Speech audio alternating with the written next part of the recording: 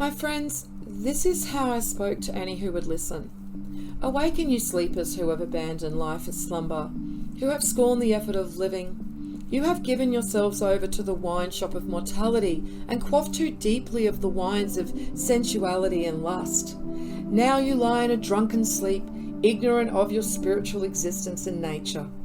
You have sipped long from the cup of ignorance and drunk deeply from the flagons of thoughtlessness. Awake, open your eyes to a sober awareness of the beauty and love around you. Wake up and look into the light of soul-spirit recognition. It hurts your eyes, but that is because they are accustomed to darkness. Pain checks man in the midst of senseless enjoyment and makes him ponder his fate. It causes him to turn his thoughts towards greater things and to reflect on the approach of death. Suffering, sorrow, and trouble are tests which, if passed successfully, qualify the soul spirit for entry into a greater sphere of existence. They create within him the qualities which are needed there. To those who realize these tests and trials have a purpose, they do not appear too harsh. But to those who cannot rise above them, or who blame the Supreme Spirit or their fellow men for what befalls them, the tests and trials appear unnecessary hardships, barely endurable.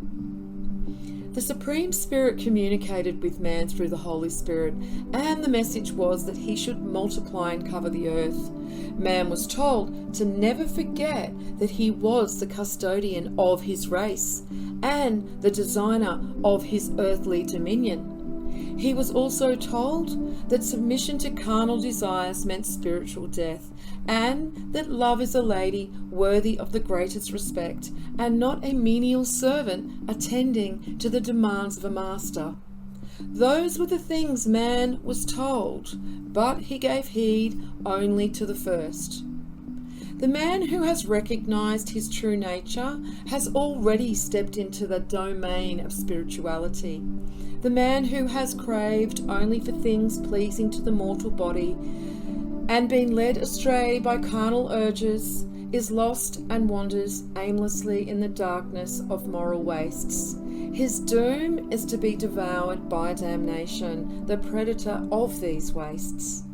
Bondage means abject submission to something more powerful than yourself, while freedom entails the acceptance of responsibility and the expenditure of unenforced effort.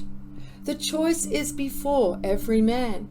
Each has perfect freedom of choice and may accept the challenge of his nature or decline to do so. But upon his choice will follow happiness or misery, survival or destruction. As you have read, man is capable of righteousness and is called upon to be righteous. Even when the soul spirit departs from its earthly habitation, the Holy Spirit is there to comfort, for it is the guardian at the gates. But the Holy Spirit does not come near to the servants of evil and the wicked ones, for it has no affinity with them. Those who spent their earthly lives in bondage to the senses and bowed to mortal allurements, those who accepted their state of servility and paid homage to ease and luxury, have no affinity with the light in the sphere of the Holy Spirit. Vice is the cancer and depravity the plague of the soul spirit. Mean and petty acts of spitefulness and malice are pockmarkers. Such things are like spiritual diseases, which strike during spiritual weakness and debility. They flourish where there is an avoidance of obligation and shunning of responsibility, where there is an inability to withstand pain with patience and fortitude, and a selfish seeking for diverting pleasure and unrewarding frivolity. These are the things condemned through the ages, and who, looking back, would dare say such condemnation? The soul spirits of grown men and women are often enclosed within the hard-set cement of materialism. Compare this state with the innocence of a child whose soul spirit, unstained by evil, still retains affinity with the source of its being. But as the mortal body develops, so it closes in upon the being inside, encasing it in ever-thickening layers of grossness. Soon the light no longer penetrates, and the recollection of the beauty beyond is stifled. The vision departs, and the soul spirit, shut off from contact with its homeland, sinks into forgetful slumber. The fleshy prison walls hold it fast, and communication with the freedom light outside becomes more and more difficult. The beauty fades away in the enveloping darkness. I, my friends, do not wish to dwell unnecessarily on these aspects of the higher teachings.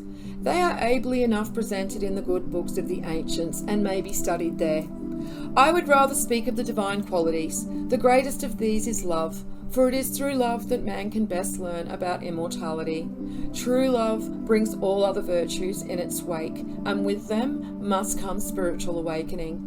With spiritual awakening comes the influx of calming power, which makes men tranquil and quiet.